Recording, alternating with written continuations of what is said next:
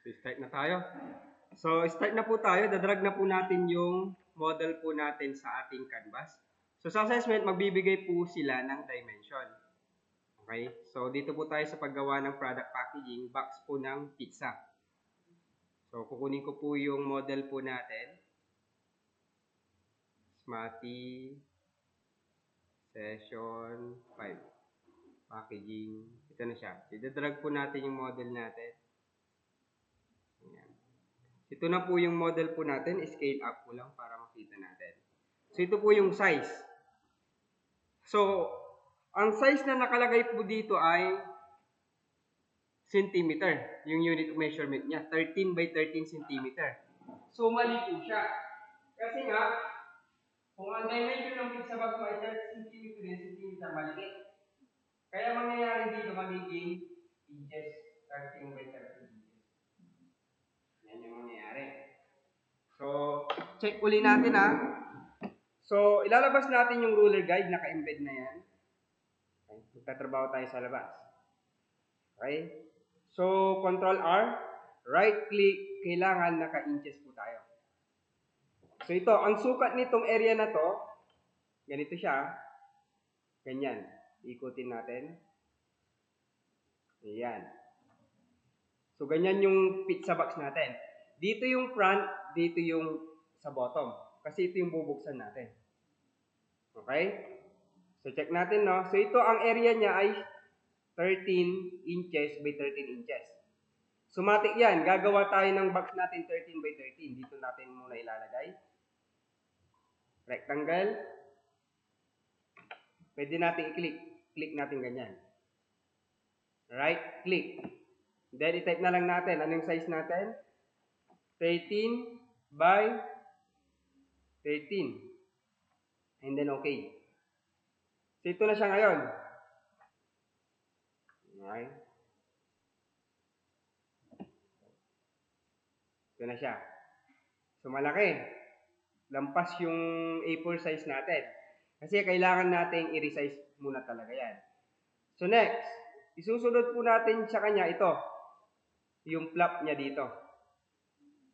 Yan. Okay. So, susunod po natin itong part na ito. So, ang size niya, 1.5 by 13. 1.5 dito by 13. So, re-resize natin to. Kunin natin to, hold alt drag, hold shift, snap natin siya dito. Ayan. So, next step na pwede natin gawin, i-scale down natin dito sa may height.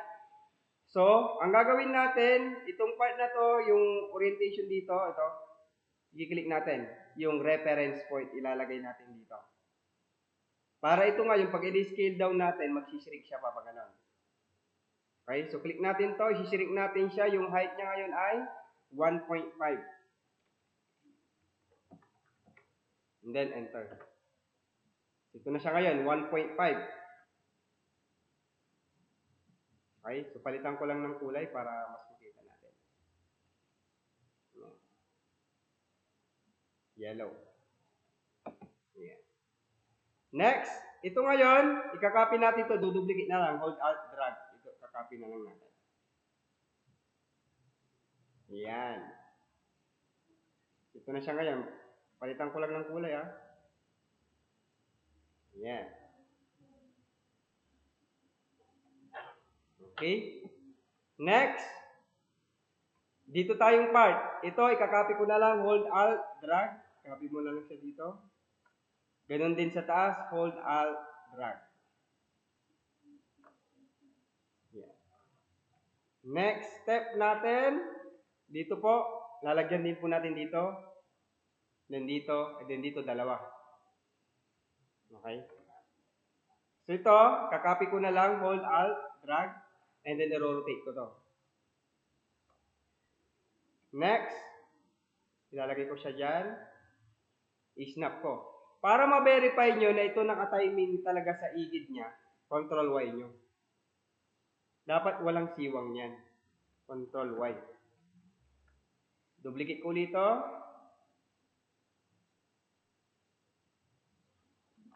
Then ito, duplicate ko ulit.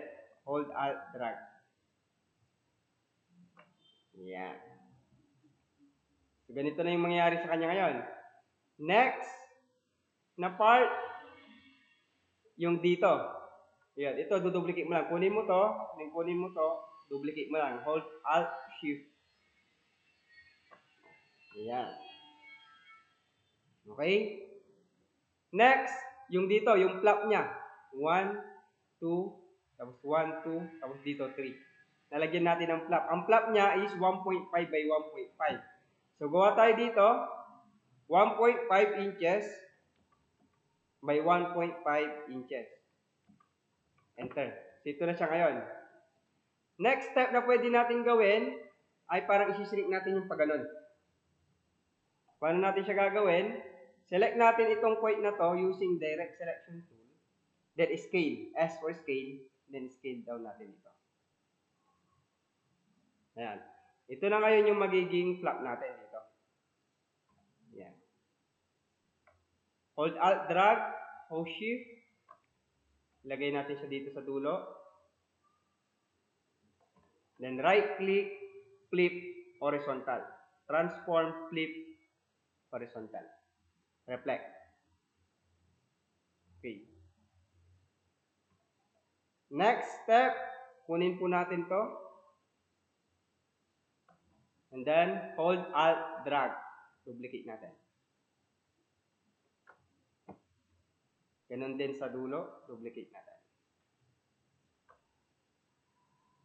So, papalitan ko lang ng kulay para mas makita po natin. Yan, ito na siya ngayon. Ganyan. Yung mga nandito naman, kailangan i-shrink din natin ng konti. So dito, select natin to using direct selection tool, yung points dito. And then S for scale. Yan. Yan. So para consistent na lang, ito na lang yung magiging reference natin. Delete na lang natin to. Ito na lang copy natin para consistent. Yan. Transform, reflect na lang natin. Ayan. Ganun din dito. Delete ko na lang ito. Ito na lang palit natin para consistent. Hold Alt drag. Ayan. Ayan. Again, check pa rin natin kung naka-timing to, Control Y. Kailangan walang siwang dyan. Kailangan walang siwang. Ito, duplicate natin. Hold Alt drag. Na i-timing natin siya dito. I-snap natin. Ayan. Ito na siya ngayon. Ngayon, itong artboard natin, lalakayan natin kasi nga hindi siya kasya. For now, ano? Ayan. So, ito na siya ngayon. Next na pwede natin gawin, itong model natin, hindi na natin kailangan. Select natin siya, and then pwede na natin siyang i-group. Control group. And then, i-align natin siya sa center. Align to artboard, i-align natin sa center. So, nasa center siya ng artboard ngayon. Okay? So, dito, magdi-dessert tayo mamaya. Pero, isi-set up pa natin. Ano yung isi-set up natin? Kailangan, meron tayong cut line, bleed, tapos die line. Yan, yung tatlo na yan. Sa assessment, kailangan nakalamas yan. So, paano natin siya gagawin? So, first na pwede natin gawin ay punta tayo dito sa may layer. Dito na yon. So, ito, pwede ko lang i-delete ngayon. Yan, kasi hindi ko na siya kailangan. Magiging reference guide mo na siya. First, ito, bali 4 yung gagawin natin na layer, na main layer. So, ito, papangalanan na, gawa muna tayo ng layer. Yan, gawa tayo ng mga layer, yan. Bali 4. Okay? Yung nasa ilalim, yung tinatawag nila na bleed. Next, pwede natin isunod dito yung bleed sa una, cut line, pwede rin. Next, die line. And then, pwede natin ilagay dito yung design. Ayan. So, dito, yung visibility ko kay design, hide ko muna. Dito muna tayo magtatrabaho. So, yung ginawa natin, nasa bleed, tama? So, gagawa tayo ng duplicate niyan. Okay? Unang-una, gawa muna tayo ng mga copy. So, Control C, then punta tayo, highlights natin si cut line. Tago muna natin yung bleed, Control F. Ganun uli, hide natin si cut line, punta tayo kay die line, Control F uli.